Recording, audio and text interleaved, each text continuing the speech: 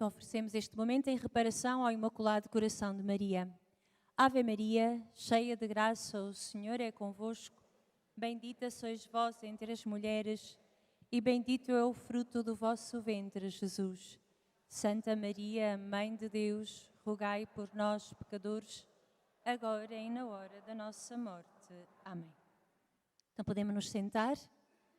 E eu queria aproveitar este momento para saudar todos e cada um de vós que estáis aqui presentes nesta tarde do primeiro sábado de maio, do mês de Maria, assim na véspera do Dia da Mãe, onde pensamos também nas nossas mães e com tanta alegria honramos e reparamos a nossa Mãe do Céu, Nossa Senhora.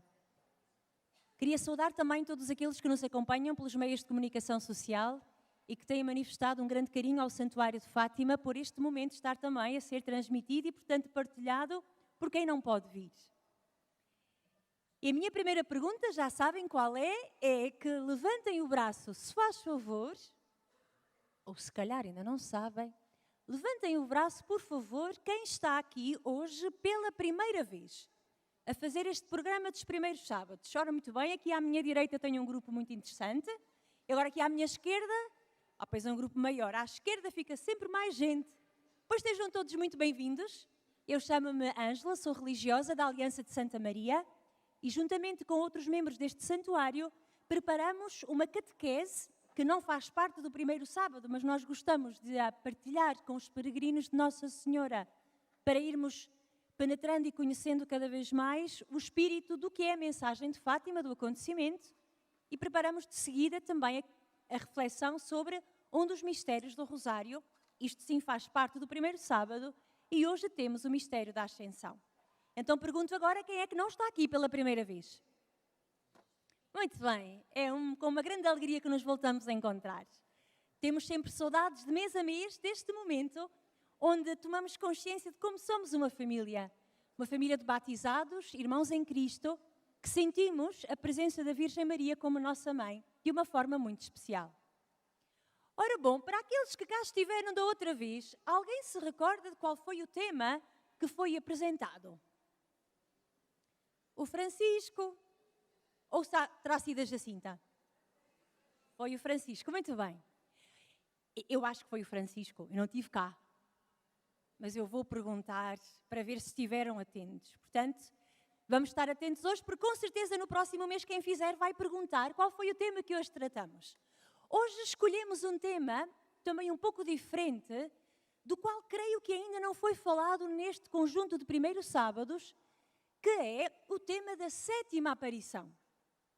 Uma aparição que Nossa Senhora teve à irmã Lúcia.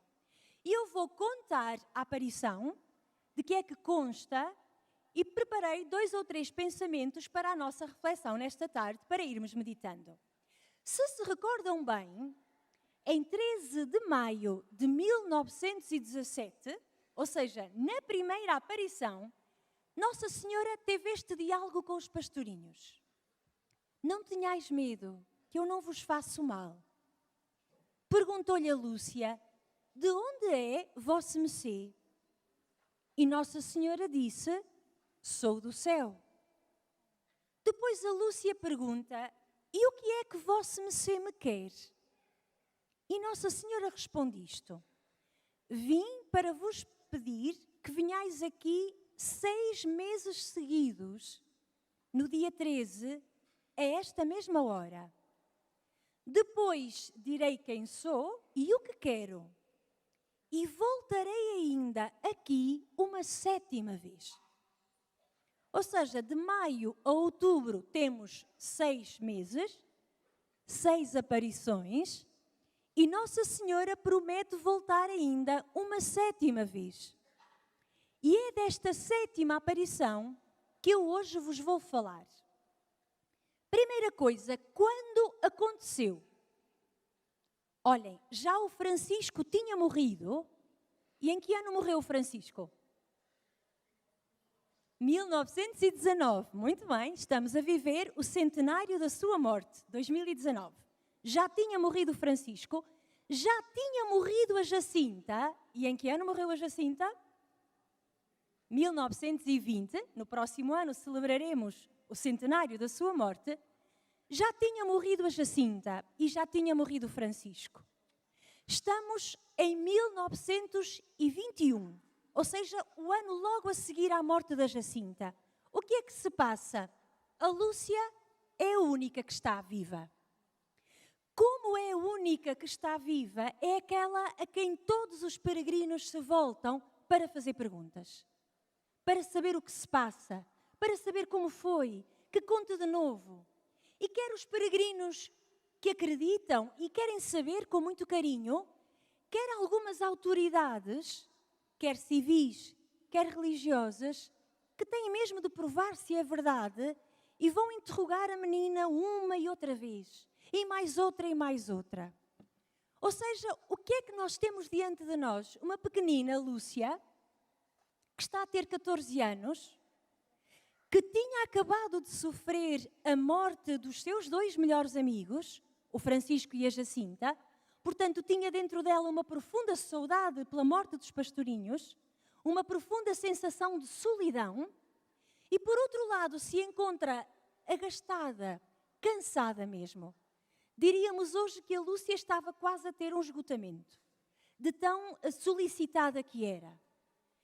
Então nós temos, por um lado, uma Lúcia em muito sofrimento, em muito cansaço, e a saúde dela começou a preocupar o bispo de Leiria, era assim o nome da diocese, que se chamava Dom José Alves Correia da Silva, que tinha chegado em 1920 à sua diocese, pede para se encontrar com a Lúcia e vê a menina nestas circunstâncias. Por outro lado, eu não sei se se lembram, uma pequenina recomendação, eu direi uma grande recomendação, que Nossa Senhora fez aos 3 pastorinhos na aparição de junho.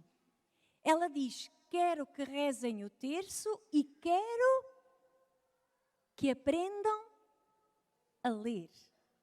Quero que rezem o terço, a oração, mas quero também que aprendam a ler, a formação. Reparem que nós aqui neste momento estamos a viver um bocadinho isto, estamos a aprender, não a ler, mas a ler de uma forma mais profunda um acontecimento. Vejam como estas catequeses respondem também a um dos pedidos de Nossa Senhora. É preciso rezar, mas é preciso também aprofundar a fé. É isto que estamos aqui a responder. Ora bom, o Senhor Bispo encontra-se com a Lúcia com esta recomendação: quero que aprendam a ler.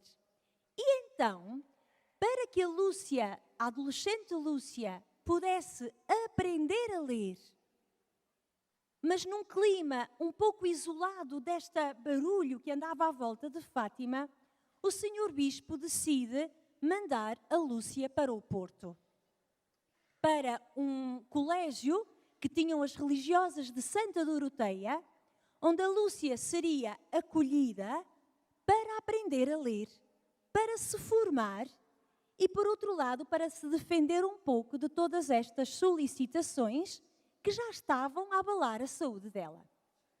Até aqui, estão-me a acompanhar? Lá no fundo desta basílica, conseguem me ouvir? Muito bem, estão-me a ouvir. Ora bom, o que é que se passa? O Senhor Bispo chama a mãe da Lúcia e a Lúcia ao paço episcopal, precisamente para expor o seu projeto e para pedir o consentimento da mãe da Lúcia, uma vez que a Lúcia ainda era menor. Vai a Lúcia com a mãe, vão ter com o Senhor Bispo, expõem-lhe este projeto e a mãe concorda com o Senhor Bispo e a Lúcia fica feliz.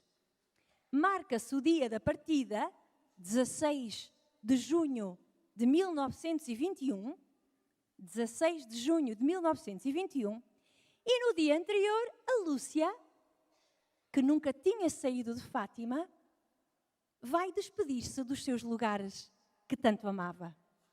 Começa pela Loca do Cabeço, onde apareceu o anjo, começa a despedir-se e o seu coração começa a ficar apertado com saudades. Vai até ao seu quintal, onde o anjo tinha aparecido pela segunda vez, e as saudades começam a aumentar.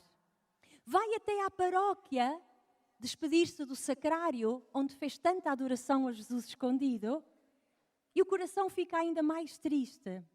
Vai até ao cemitério, onde estão os restos mortais do Francisco, e começa mesmo a ficar tudo muito sofrido.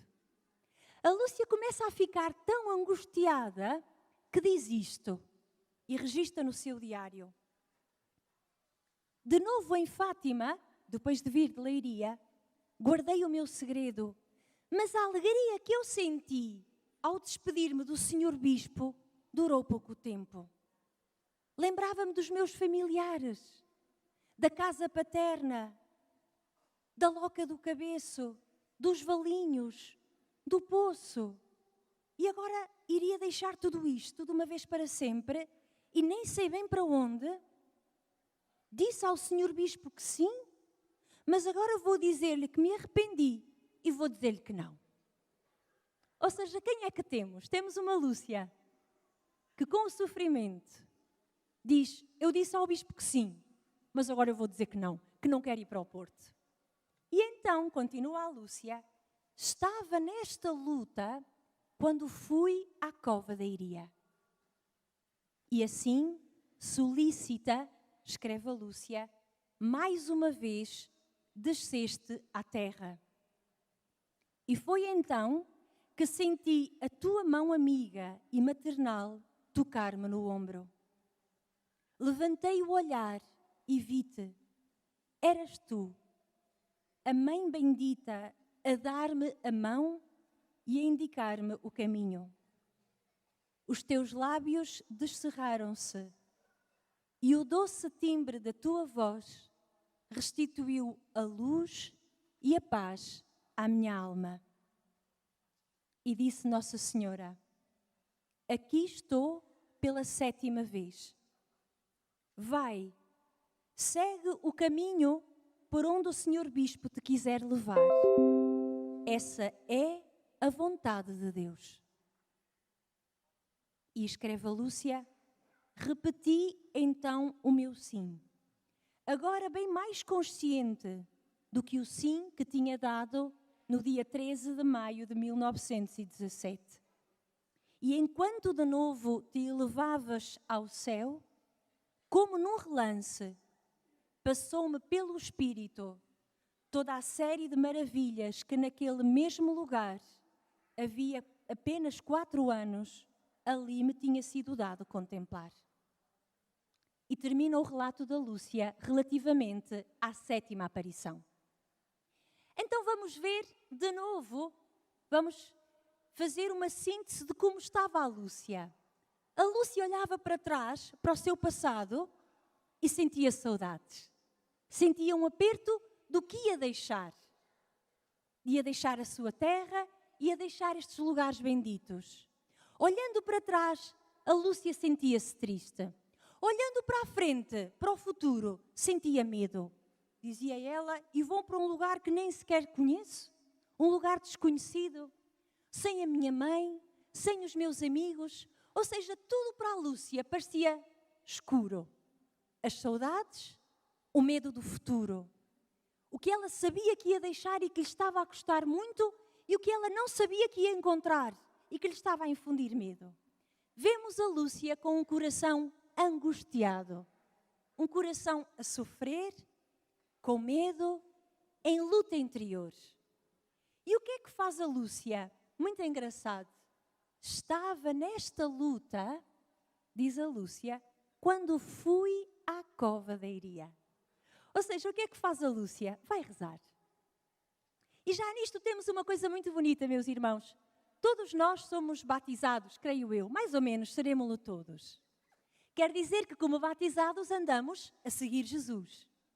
Uns na vida consagrada, outros na vida sacerdotal, outros na vida matrimonial, outros no seu trabalho, na catequese, na paróquia, todos, como batizados, seguimos Jesus. Então a primeira coisa que temos de perceber é isto, seguir Jesus, às vezes, não é fácil. Tem a sua cruz, tem as suas lutas. Também a nossa vida às vezes sentimos que está a mudar e custa-nos a deixar o que está para trás. Às vezes sentimos que Deus nos está a chamar por um caminho novo e temos medo do que vem para a frente que não conhecemos. Que exemplo nos dá a Lúcia? Vamos à cova da Iria. Quer dizer, vamos rezar. E é bonito porque vemos a Lúcia a regressar ao lugar onde tudo começou. A Lúcia vai ao lugar onde começou a sua história de amor com Deus. Vai ao lugar onde, diz ela, há 4 anos antes tinha dito o seu sim. Um sim ainda inconsciente, um sim ainda não profundo, um sim de criança, digamos, com muita generosidade, mas de criança. Mas a Lúcia vai ao lugar onde tudo começou. Isto para nós pode ser um exemplo, sabem? Quando a nossa vida começa a entrar numa encruzilhada, quando às vezes chegamos a situações que não sabemos bem por onde ir, pode ser importante ir com o nosso pensamento ao lugar em que Deus nos atraiu, ao momento onde Deus nos tocou. E vocês até me podem dizer, irmã, mas eu ando a seguir Jesus desde pequenina, sou batizada desde criança. Sim, mas há momentos na nossa vida onde nós sabemos, aqui Deus tocou-me. Aqui Deus chamou-me de uma forma especial. Aqui a minha vida mudou. E pode ter sido um retiro. E pode ter sido uma vinda ao Santuário de Fátima. E pode ter sido, até quem sabe, um momento de sofrimento grande. Há momentos onde Deus nos tocou de uma forma especial. Pois a Lúcia ensina-nos, de vez em quando, a ir a esses momentos. Aos momentos do nosso primeiro amor por Jesus. De quando nos apaixonamos por Jesus pela primeira vez. Como diz o livro do Apocalipse, São João a falar para a igreja de Éfeso. Sei que trabalhas muito, sei que és muito empenhada, mas tenho por ti que já deixaste o teu primeiro amor. Ou seja, às vezes é importante voltar ao lugar, ainda que seja só em espírito, ao lugar onde Deus nos tocou pela primeira vez. Que foi o que a Lúcia fez? Foi ao lugar onde tudo tinha começado. Então o que é que se passa? Neste lugar, ela encontra a Virgem Mãe. Nossa Senhora aparece-lhe e fala. É muito importante que a expressão de Nossa Senhora é esta. Vai por onde te manda o Senhor Bispo. É a vontade de Deus. E a Lúcia diz, a paz e a luz voltaram à minha alma. Vejam que interessante. A Lúcia está com sofrimento porque vai para o Porto. E Nossa Senhora, quando lhe aparece, não diz, Lúcia, olha, deixa lá, estás-te a custar muito, não vás. Pronto, olha, fica aqui em Fátima, também podes aprender aqui. Não. Nossa Senhora, quando aparece à Lúcia, não é para lhe tirar as dificuldades. Não é para lhe retirar o acontecimento que a estava a fazer sofrer. As saudades do que deixava e o medo para um dia. Nossa Senhora, quando aparece à Lúcia, não é para dizer, Lúcia tem dificuldades, eu vou-te tirar todas as dificuldades. Não. Nossa Senhora coloca a Lúcia num caminho de obediência à Igreja. Vai por onde te manda o Senhor Bispo. Esta é a vontade de Deus. E a Lúcia diz, a luz e a paz voltaram à minha alma. Ainda que vá fazer o que não queria fazer. Ainda que vá seguir o caminho que mais lhe estava a custar. A Lúcia diz que teve luz e ficou em paz. Meus irmãos, que grande lição para nós. Às vezes nós rezamos e rezamos e queríamos que Deus respondesse sempre à nossa oração ao nosso jeito. É ou não é verdade? Se possível, a tirar os obstáculos que temos no caminho, se possível, a retirar as dificuldades. E às vezes, se calhar nem se passa convosco, nem com aqueles que nos acompanham pela televisão. Às vezes ficamos um bocadinho tristes quando Deus não nos responde como queremos. Às vezes até ficamos um bocadinho zangados com Ele. Mas a Lúcia ensina-nos uma coisa muito bonita, que sempre que rezamos com o coração disponível à vontade de Deus, a luz vem-nos e a paz também nos vem. Temos luz para entender de uma forma diferente a vontade de Deus. Nós queríamos ir para um lado, mas parece que o Senhor nos está a querer levar para o outro. E esta luz, para ver a vontade de Deus, para ver a nossa história como uma história de amor com Deus, esta luz que nos permite entender melhor o agir de Deus na nossa vida e o que Ele quer de nós, sempre nos vem quando rezamos. Meus irmãos, podemos não alcançar a graça pela qual estamos a rezar, mas quando rezamos, a luz vem à nossa alma. Isto nos garante também esta aparição. Porque, como dizia, as palavras da Virgem vão totalmente contra a vontade da Lúcia, mas ela ficou iluminada e passou a ver melhor. E por outro lado vem a paz. Esta paz interior no seguimento de Jesus, mesmo quando isso nos leva até ao Calvário e à morte. Porque podemos estar a sofrer e estar a sofrer em paz. É ou não é verdade?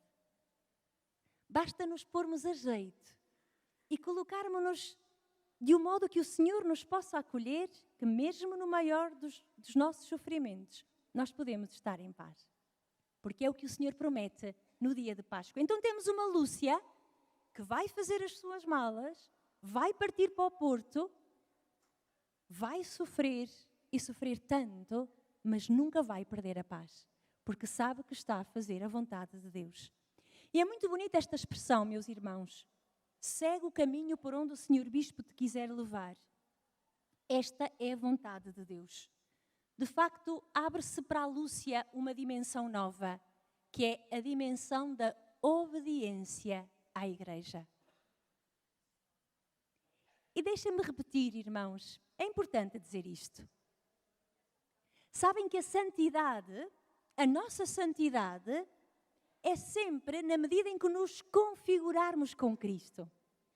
À medida que nos tornarmos, pela ação do Espírito e da nossa colaboração, semelhantes a Jesus, nós vamos crescendo em santidade.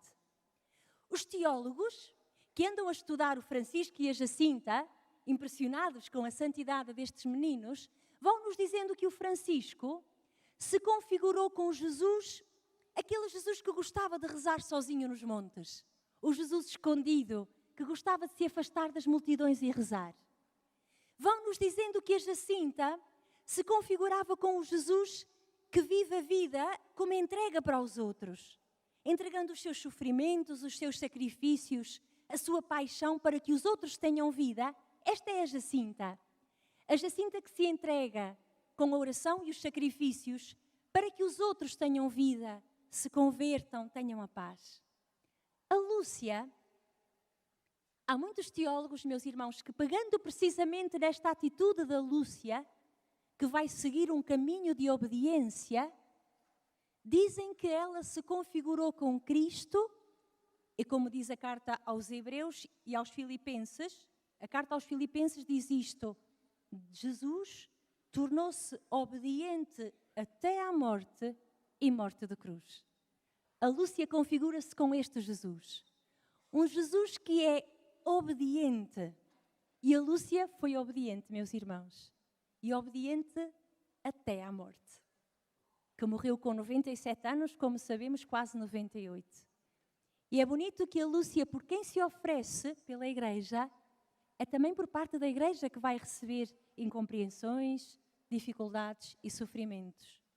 Mas a Lúcia sempre viu na vontade dos seus superiores, do seu bispo, da sua prioresa, dos pedidos do Papa, sempre viu a vontade de Deus.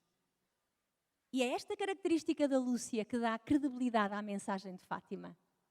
Porque se a Lúcia iniciasse um caminho de desobediência, era a própria mensagem que estava em causa. E nunca seria santa.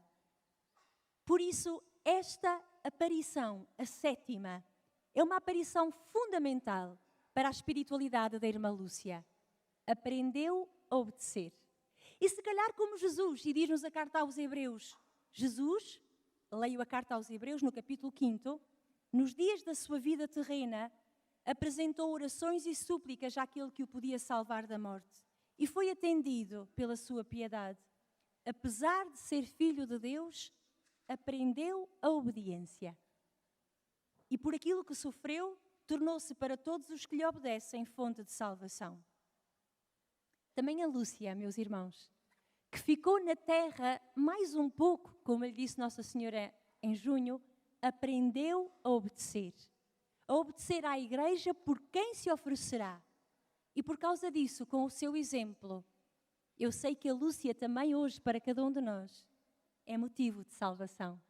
Não que ela ainda esteja canonizada, aguardamos o pronunciamento da Igreja, estamos a falar dela enquanto serva de Deus, não nos queremos antecipar ao juízo que a Igreja irá fazer, com certeza, mas queremos dizer que com esta expressão a Lúcia nos ensina, também nós, a seguir um caminho de obediência. Olhem, aos mandamentos da lei de Deus, à palavra de Deus, a escutar o nosso Papa, o Papa Francisco, a prestar atenção ao que ele nos vai dizendo, a obedecer aos seus ensinamentos, a obedecer aos nossos superiores, isto para aqueles de nós que somos religiosas, consagrados, sacerdotes, aos nossos bispos, à nossa família, a quem todos temos que nos entregar, a obedecer, como a nossa pastorinha Lúcia. E por fim termino com uma última expressão que ela diz: repeti então o meu sim, agora bem mais consciente do que o 13 de maio de 1917. Passaram-se 4 anos desde o seu primeiro sim. O primeiro sim da Lúcia foi em 1917. Tudo começou, mas não está tudo feito. Vemos que 4 anos depois, a Lúcia já está a ter dificuldades. Vai querer dizer que não, mas diz que sim. Então aprendemos com a Lúcia isto também. Este nosso honrar os nossos compromissos, sobretudo os compromissos com Deus. Se já dissemos que sim, não vamos agora dizer que não. Às vezes há compromissos difíceis, há fidelidade que é preciso lutar. É verdade, mas a Lúcia ensina-nos isto. Repeti agora o meu sim, mais consciente do que há 4 anos atrás. A Lúcia ensina-nos que a vida espiritual é mesmo isto, é um caminho. É um aprofundar diversas dimensões da nossa fé. Mas é um apelo também a mantermos o nosso sim a Deus, ainda que custe, ou quando custe. Por isso que com a nossa irmã Lúcia, aprendamos este sentido da obediência, aprendamos a fidelidade à palavra dada a Deus, aos nossos compromissos com Deus. Aprendamos também a rezar quando as dificuldades chegam. Aprendamos que a nossa oração tem sempre resposta, ainda que seja luz e paz, e não a graça que pedimos. E a Lúcia termina: enquanto de novo te levavas ao céu, passou-me pelo Espírito toda a série de maravilhas que neste lugar me havia sido dado contemplar. Também nós, de vez em quando as dificuldades surgirem, aprendemos com a Lúcia a fazer memória das coisas boas que o Senhor foi fazendo connosco. Porque irmos-nos lembrando das maravilhas que Deus fez connosco é uma forma muito segura de continuarmos o nosso caminho de fidelidade. Louvado seja nosso Senhor Jesus Cristo.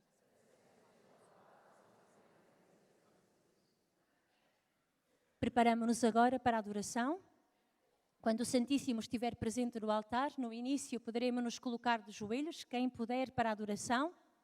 Depois, durante a adoração, adotaremos a postura corporal que mais nos ajudar a rezar, de joelhos, sentados. E no fim, somos todos também convidados, de novo de joelhos, a receber a bênção do nosso Deus.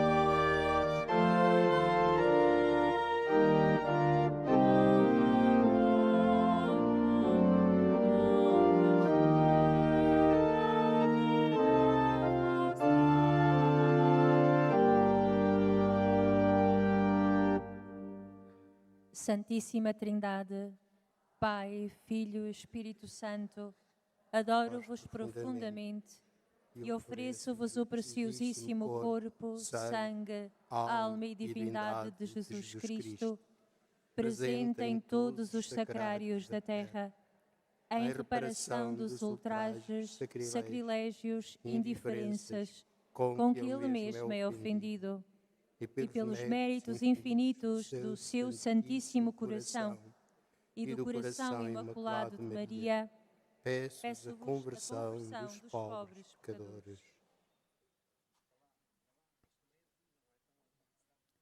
Jesus está realmente presente no meio de nós, no Santíssimo Sacramento do altar. Contemplemos com Ele a sua ascensão ao céu, pedindo auxílio ao Espírito Santo para que nos ajude a conhecer a Palavra de Deus com a mesma sabedoria com que foi escrita. Pedimos o dom do silêncio para sabermos escutar, adorar e agradecer a presença do nosso Deus. E pensemos então na ascensão de Jesus ao céu. Enquanto diziam isto, Jesus apresentou-se no meio deles e disse-lhes: a paz esteja convosco. Dominados pelo espanto e cheios de temor, julgavam ter visto um espírito. Disse-lhes então: por que estáis perturbados e por que surgem tais dúvidas nos vossos corações? Vede as minhas mãos e os meus pés, sou eu mesmo. Tocai-me e olhai que um espírito não tem carne nem ossos, como verificais que eu tenho. Abriu-lhes então o entendimento para compreenderem as Escrituras e disse-lhes: assim está escrito, que o Messias havia de sofrer e ressuscitar dentre os mortos ao terceiro dia, que havia de ser anunciada em seu nome a conversão para o perdão dos pecados a todos os povos, começando por Jerusalém. E vós sois as testemunhas destas coisas. Pensemos nesta frase de Jesus antes de subir ao céu. Vós sois as testemunhas destas coisas. Para os primeiros cristãos, ser testemunha de Jesus significava três coisas: imitar o exemplo do Mestre, participar no seu destino, possuir em si a vida de Jesus. Imitar o exemplo do Mestre. Jesus era o modelo que se devia imitar.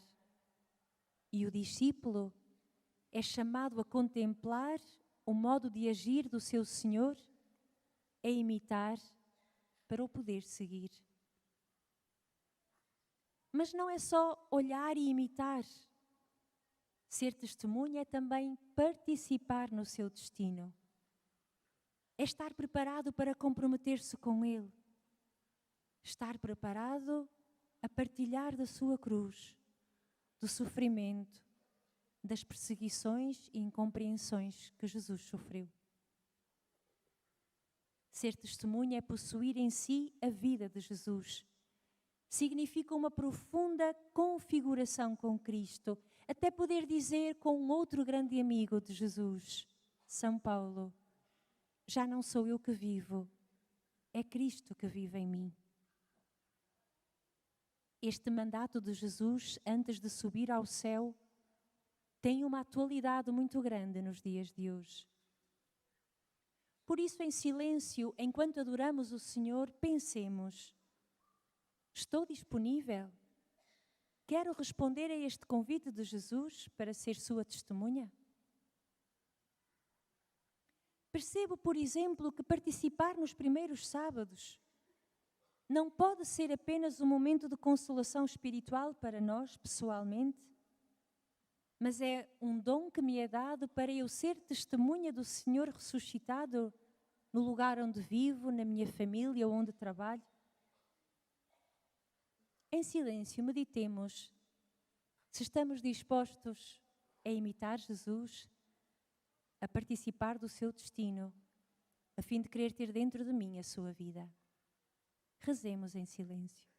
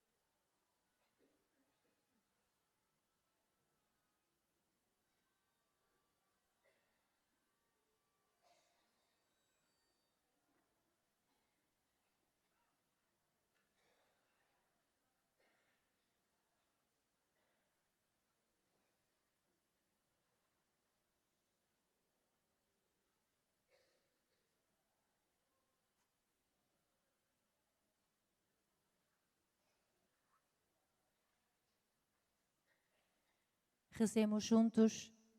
Jesus, nós te amamos e te adoramos. Jesus, nós confiamos em ti. Jesus, nós confiamos em ti. Jesus, queremos ser testemunhas do teu amor.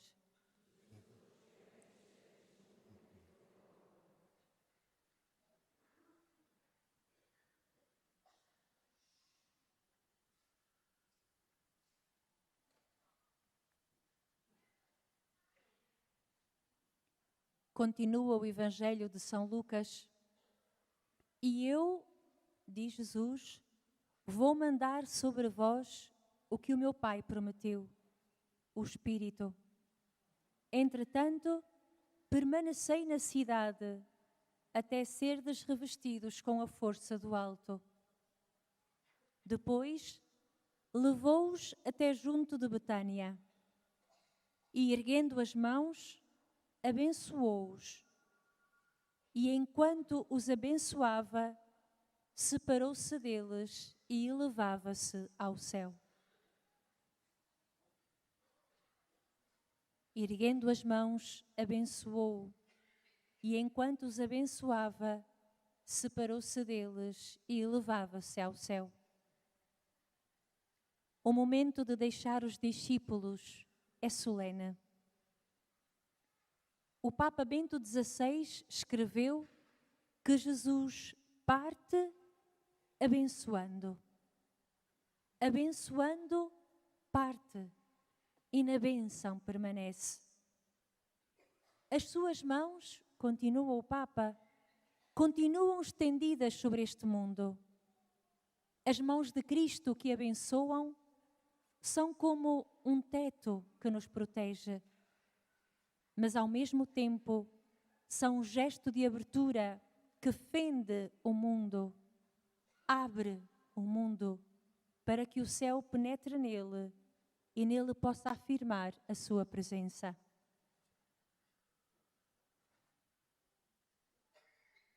Por vezes sentimos a nossa história pessoal, a história da Igreja, a história do mundo, marcada por desilusões, por opressões e angústias, por desencantos. Às vezes há momentos onde estamos desencantados, conosco próprios, com a Igreja, com o mundo. Mas a fé em Jesus ressuscitado garante-nos que as suas mãos continuam a abençoar o mundo, a nossa Igreja, a nossa história pessoal. O gesto da bênção de Jesus é esta longa bênção suspensa na eternidade entre o céu e a terra. É Jesus a cuidar do mundo. O mundo recusou Jesus e matou, mas Ele abençoou o mundo. Abençoa-me a mim tal como sou, nas minhas amarguras e dificuldades, nas minhas desilusões. Por outro lado, inspirados no que dizia Bento XVI, este gesto de abertura que fende o mundo para que o céu entre nele, é um apelo a que nós façamos o mesmo. Pela nossa oração constante, pela nossa vida feita de gestos de perdão e de entrega, pelas nossas mãos quando fazem gestos de caridade e de ajuda, é como se estivéssemos a partilhar deste gesto de bênção de Jesus, que permite ao céu entrar neste mundo. Em silêncio, adoremos o Senhor presente no Santíssimo Sacramento e peçamos-lhe que lance a sua bênção sobre a Igreja, tão dividida, sobre o Papa Francisco, com os seus desafios e sofrimentos. Peçamos a Jesus que continue a lançar a sua bênção sobre o nosso mundo, marcado por tantas guerras e ódios, por tantas tragédias. Peçamos a Jesus que lance a sua bênção sobre cada um de nós, sobre as nossas famílias, as mais feridas, os nossos filhos, os nossos amigos, os que nos querem bem e os que nos querem mal. Neste momento de silêncio, peçamos a Jesus a bênção sobre aquilo que ocupa o nosso coração.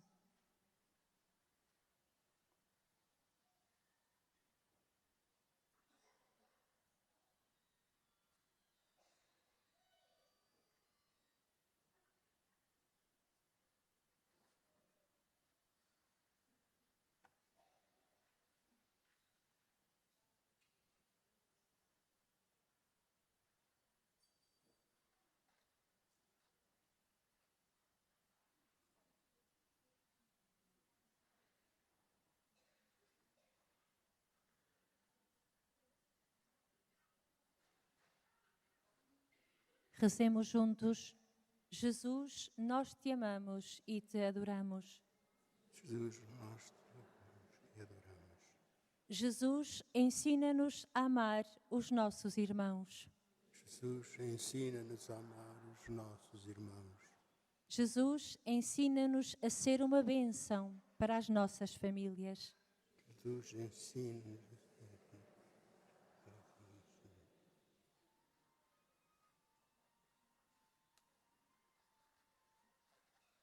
E termina o relato de São Lucas.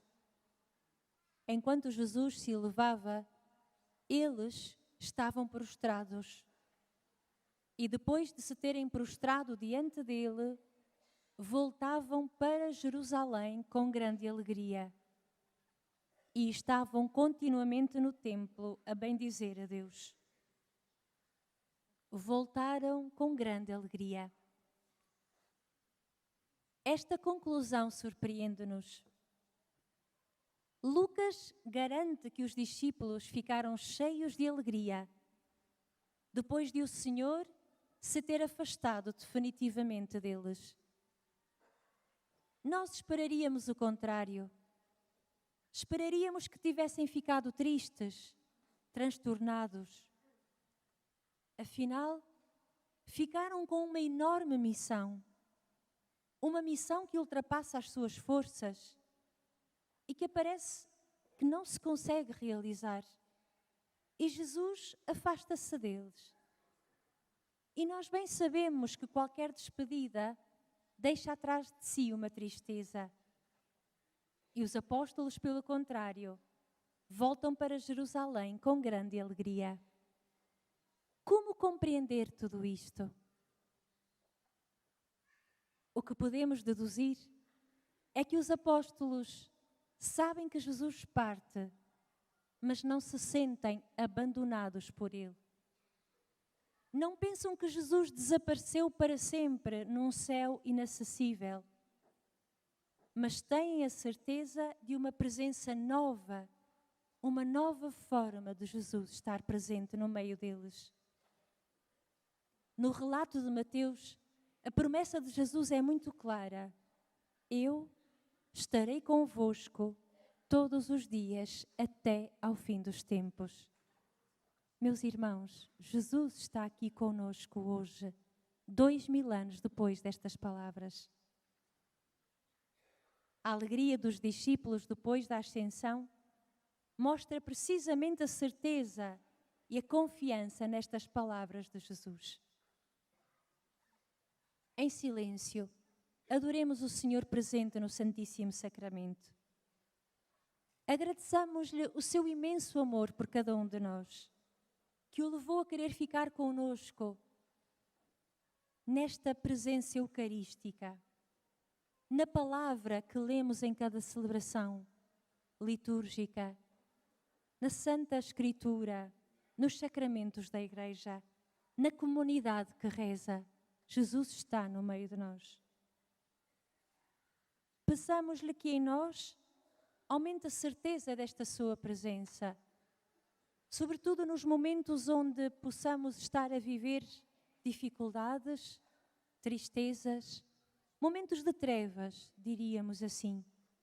Que a confiança nesta sua palavra seja a nossa alegria também. Ele está conosco todos os dias até ao fim. Rezemos em silêncio.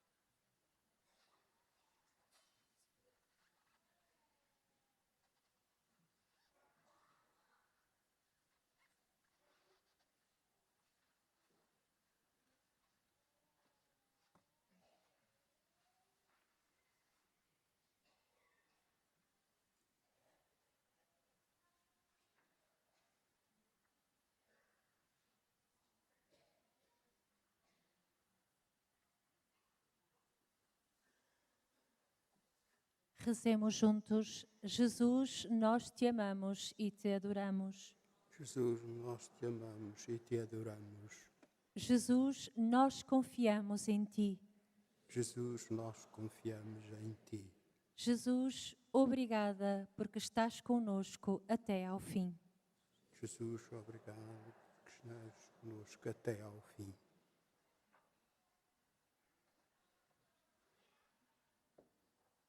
Adorando o Senhor em profundo silêncio, gratos pela sua bênção em cada circunstância da nossa vida, gratos pela sua presença no meio de nós, na Eucaristia, na palavra, nos sacramentos, na comunidade, em oração, aguardemos a bênção do nosso Deus.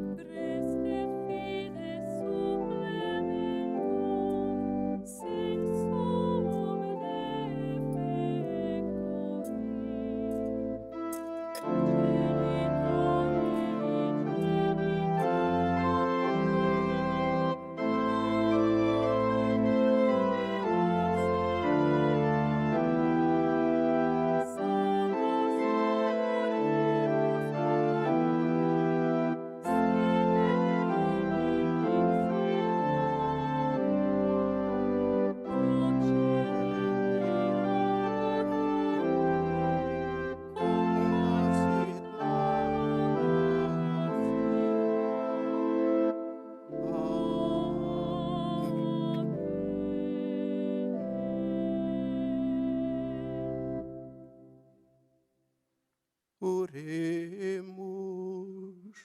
Senhor Jesus Cristo, que neste admirável sacramento nos deixaste o memorial da vossa paixão, concedei-vos, pedimos, venerar de tal modo os mistérios do vosso corpo e sangue, que sintamos continuamente os frutos da vossa redenção.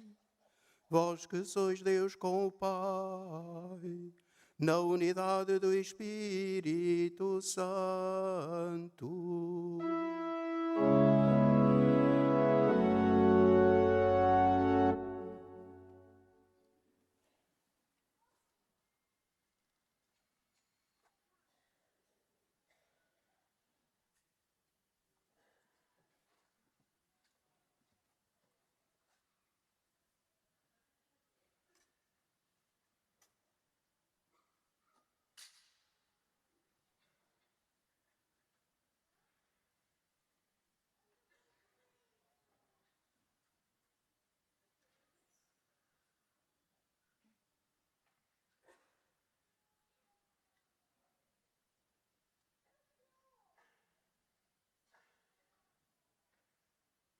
Bendito seja Deus, bendito o seu santo nome, bendito Jesus Cristo, verdadeiro Deus e verdadeiro homem, bendito o nome de Jesus, bendito o seu sacratíssimo coração, bendito o seu preciosíssimo sangue, bendito Jesus no santíssimo sacramento do altar, bendito o Espírito Santo, Paráclito, bendita a excelsa Mãe de Deus, Maria Santíssima, bendita a sua Santa Imaculada Conceição, bendita a sua gloriosa Assunção, bendito o nome de Maria, Virgem e Mãe, bendito São José, seu castíssimo esposo, bendito Deus nos seus anjos e nos seus santos.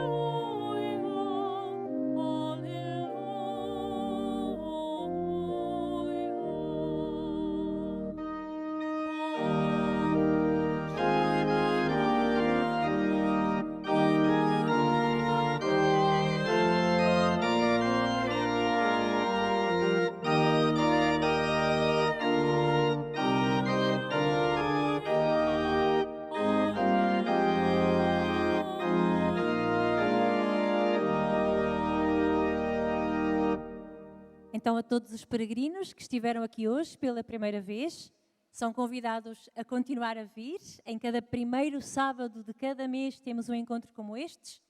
Desejo-vos a todos um santo mês de maio e até ao próximo primeiro sábado, se Deus quiser. Deus